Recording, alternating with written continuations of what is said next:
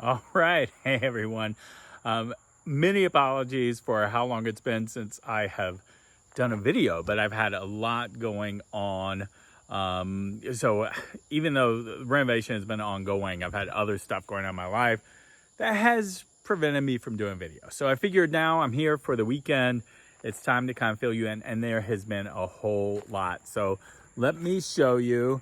As you can see right here, look at that. I have a portico again, and as you can see, it's straight.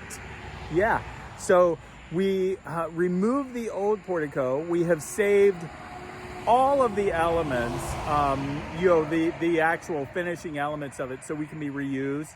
And we're reusing the elements, the interior elements, where we can. That includes like beams that were in the roof, but to be honest with you, there was a large part of it that was rotted out. So a lot of this is, as you can see, new lumber. Where we are able to use the old lumber, and this is going to be really good, is, I'm doing restoration on the kitchen house, and there are ways we can kind of reconfigure that and put that in the kitchen house there. So I'm excited that the original elements that we couldn't put back into the portico, the original interior elements, we're going to use for the kitchen house. So that will be great.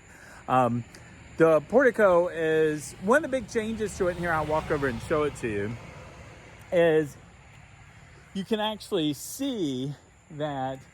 Well, I'll put up a photo here so you can see the before. But the before, when it was all tilted, the portico didn't go to the end because they kept having to shift it to account for the missing weight, and so the columns didn't go over to the edge. But we're able to put it back the way it was originally done, so it feels bigger. It's really nice. So it's nice to have a portico. I'll walk you up here and show it to you.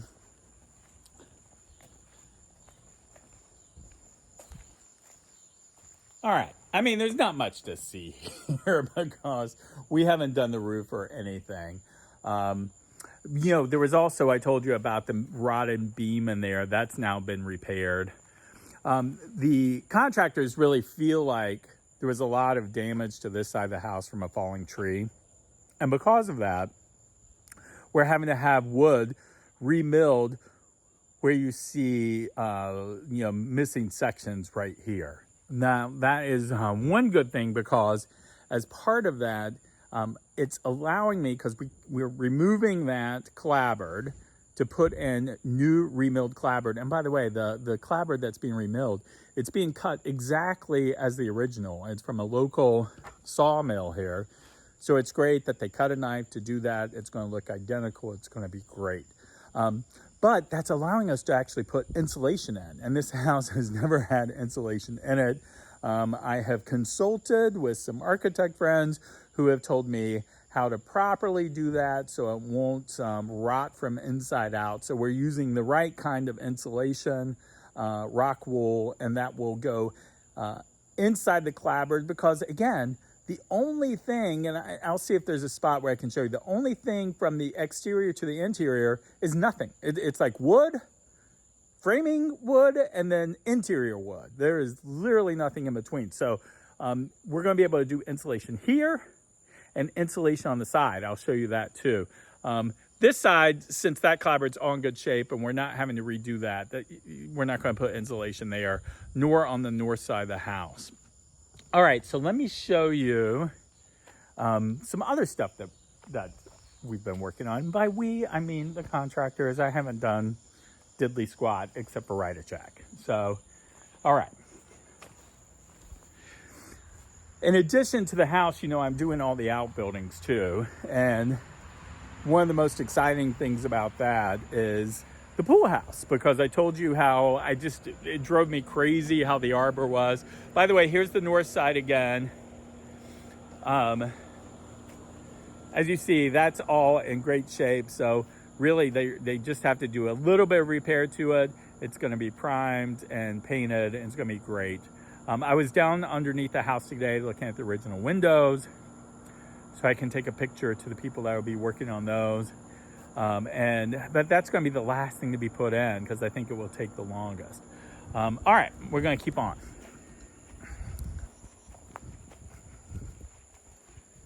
about to storm, by the way, which is good. Oh, by the way, I'm going to show you this. All of our trees here, I don't know, let me see if you can see that. Okay, see here? That's all resurrection fern. And resurrection fern can get as dry, it can get down to like 2% dryness level, can go a long time without water. It will turn brown, it will look like it dies, but as soon as it rains, it turns green again. It's a really pretty, I love it. It looks very southern. To me, it's kind of like Spanish moss, but it's all over these pecan trees. It's all over the cedar trees here. You see it here.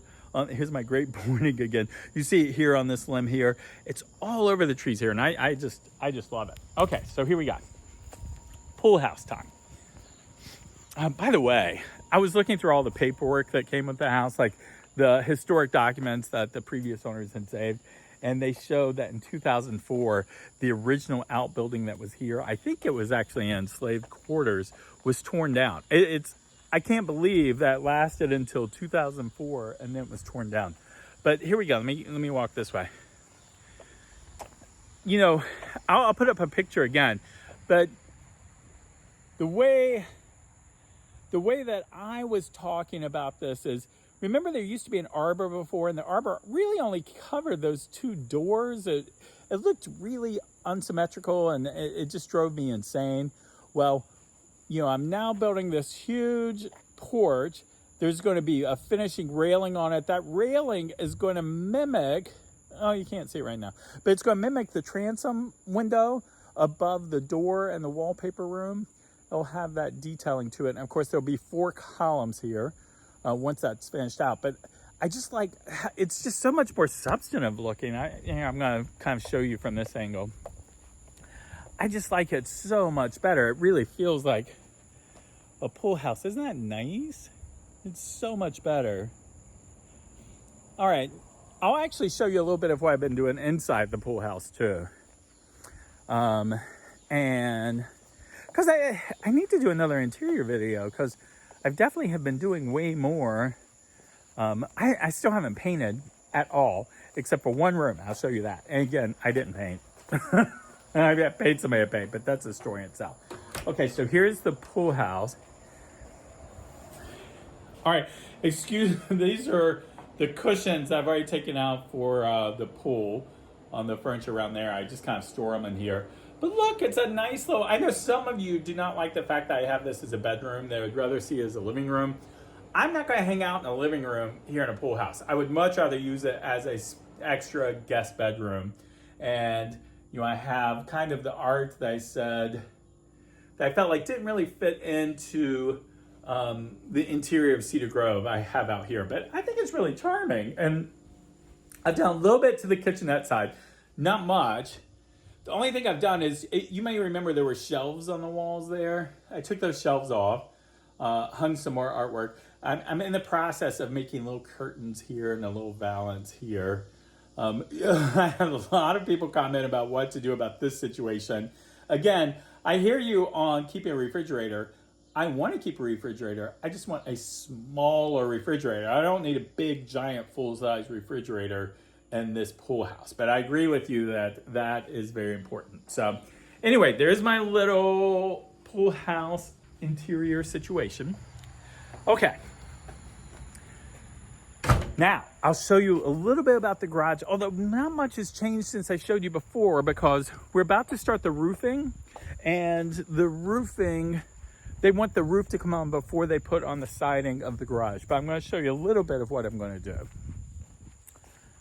So, anyway, as you can see, once we get over here, this is, by the way, again, that's my smokehouse that's going to be turned into a potting shed at some point in the near future. Although I'm not going to change any of the exterior at all. Just stabilize it, make sure it's waterproof. That's it. But I love the look of it. Okay, so for the garage, see this ugly floodlight? I hate it. I've had a new light made, you know, like a French lantern that's going to hang on like a hook. It'll just look more prominent. I'm having shutters made for these windows up there. This is all going to be repainted. And then, of course, that's going to be that faux cedar shake roof. So it'll be really nice for that. All right, here's my dumpster. That's part of the restoration project.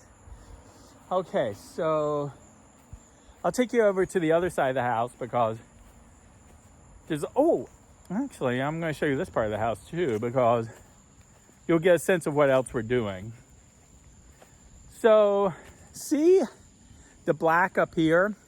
That is siding that was, because of a number of different repairs that people had done, that siding really had to be redone. So again, we took the opportunity, since that siding had to be come off and remilled, to put insulation in there. So it's nice because, you know, it would get kind of hot upstairs at times. I'm having a new AC unit put upstairs, and that's actually happening, I think, this week.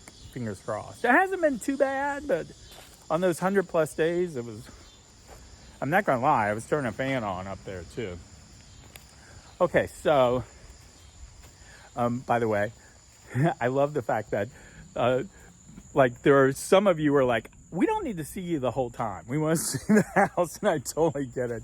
But again, I'm not a videographer. So you're stuck with seeing me as I kind of show this house, because I don't know how else to do it unless I paid somebody to do this, and I'm not spending any money to make these videos. So this is bare bones budget.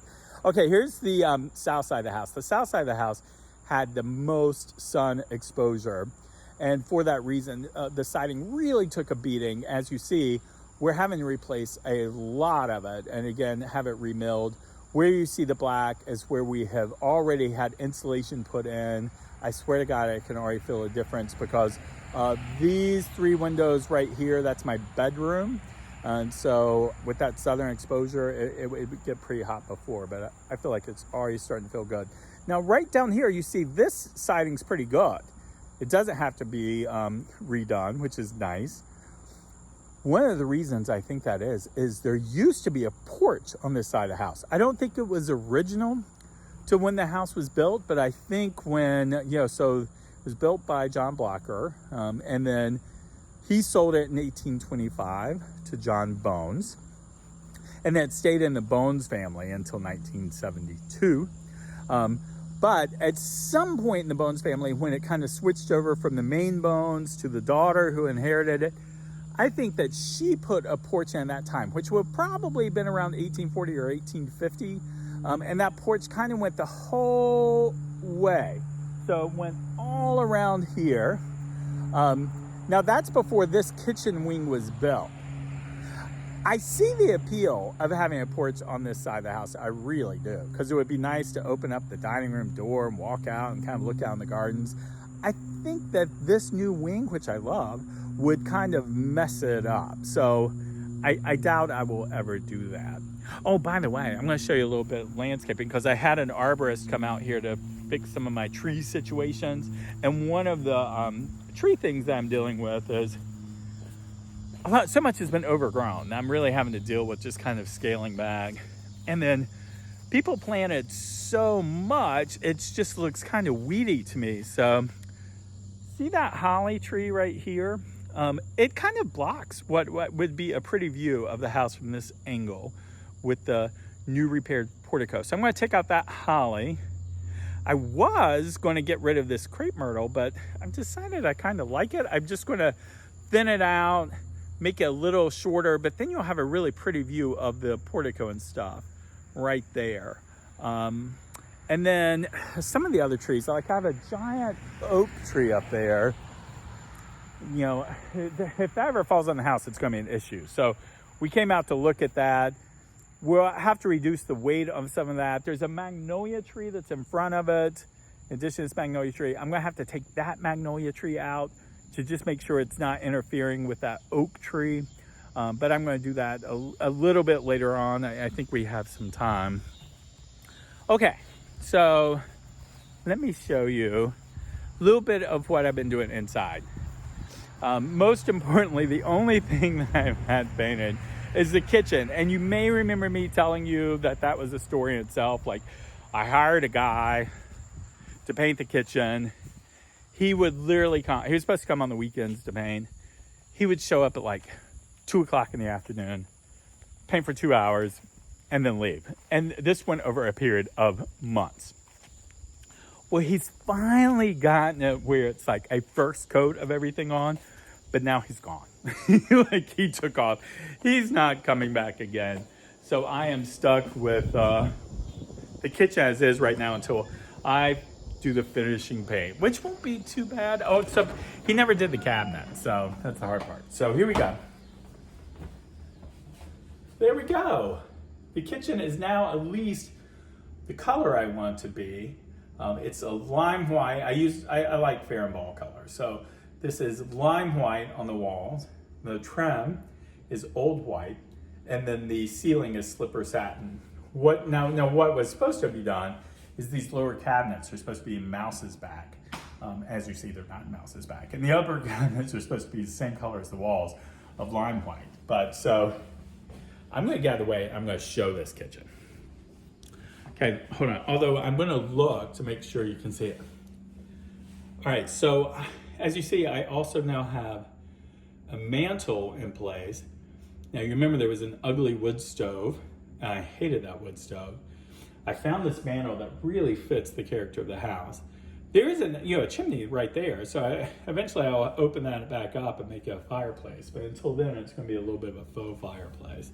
And then, if I don't run out of my budget for the exterior, I'm going to redo the countertops and make them wood, because I have a lot of wood that has been taken from the other things and remilled. I think it would be really pretty to turn those planks into really pretty countertops. But I just think this kitchen feels way more warmer than it does. Now, I hate these lights. I've already got lights that I have bought. I'm just waiting for the electrician to put them up. And so I'm gonna do 2 above the island that are a little different. And then the one that's above the table, it's gonna move over, and it's not gonna be at the same height. It's gonna come down to a more appropriate table level height. And I think that'll just make it a little bit more welcoming too.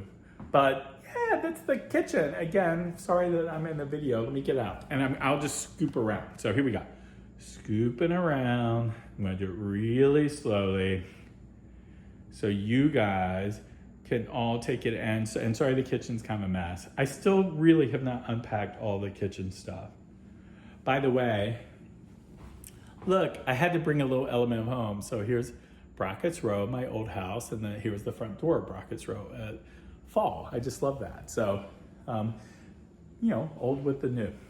Okay, now let me show you the dining room, because that's the other big change right now. Oh, well, I'll show you this. I finally got all my books out. There are no more books on the floor. So it's feeling, let me tell you this. This was the saw that came with Cedar Grove. It's a 19th century cross saw. I just think it's so cool that it's here. It's part of the house. And some of you were like, don't hang it up there. The ghost will knock it off. But that is up there very securely. Nothing is moving that. So that is that. And I can't remember if I point out this mirror that I got there. By the way, this is my old house too. It's a model that was a gift.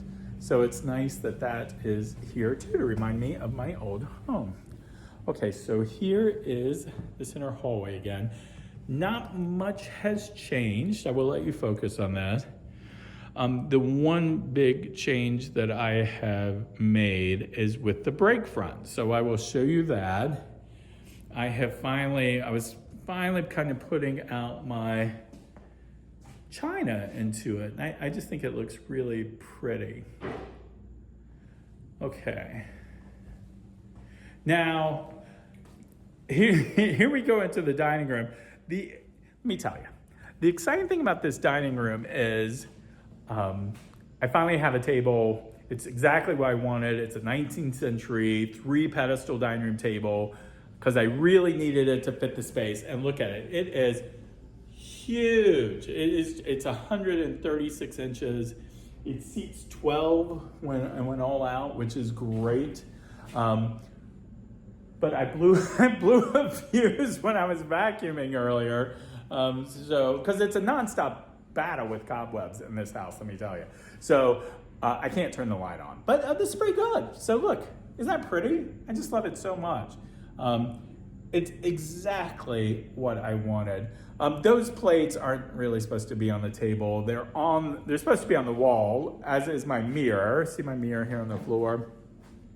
But because of the restoration, what they're all doing with the siding, they made me kind of take some stuff off the wall. But here, let me get out of the way, and I'm gonna show you this room. I just think that's really pretty. These demi-lune tables are the old dining room table, of course they have. But I can't wait to have a dinner party now to show. And I have bought a really pretty gate leg table that's gonna go underneath those two portraits. I think it'll really kind of finish off the space and tie in the room well. And then I think I'll show you the wallpaper room again. Not much has changed since I did it before. I put out a little bit more finishing details. All right, here we go, back to the wallpaper room. I will get out of the way and I will scan it. It's hard for me to tell when I do it this way if you guys can really see it. So apologies for being the worst videographer in the world. All I did is really kind of add more of my decorative elements to the room, but that's about it. You see scaffolding when you look out the windows. I really can't wait till the windows are done. I put more coffee table books out. By the way, see this, I'll tell you a little story about these little lamps right here. These lamps right here, now I'll get up close and show it to you. Those are Tang Dynasty statuary that have been made into lamps. I bought them at auction. They belong to the heiress to the lifesaver fortune. So I just love that because I used to always get lifesavers in my stockings at Christmas. Lifesavers and oranges and those little books of lifesavers. I don't know if you remember those. So I now have these little lamps that belong to the heiress of the lifesaver fortune, and it all comes full circle to me. Okay, so there's the wallpaper room, and that's about it. The bedrooms are slowly coming together. I've got the beds made. They've done that. They're not completely made. I can have guests, I will say that. But I'll show you my mom's bedroom, which again is the spirit room. So we now have, see, it's looking nice, right? I mean, still nothing's been painted. So this is not the colors I want to go with. Those valances came with the house. They won't stay because they won't fit the thing, but I think it will be really nice. By the way, a lot of you will ask, and so I'll bring it up. The ghost has been really quiet, which is good. I mean, I don't hear the ghost on a regular basis, but from that first initial knocking, I've heard nothing. Now, granted, I've also started closing my bedroom door at night, so if there's knocking, I haven't heard it at all. But my mom is coming next weekend, so I will have to tell you what she says from staying here. Because again, part of the thing is the ghost doesn't like this door to be closed. So we will see if the ghost lets mom close that door. I'll keep you in the loop about that.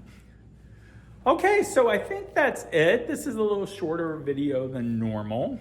I will fill you in on the rest. I'll give you a full interior tour in the next video. And I also kind of want to show you more of the history of the house. It has such a fascinating history that I want to go into, if you're interested, into a full in-depth story about the history of the house.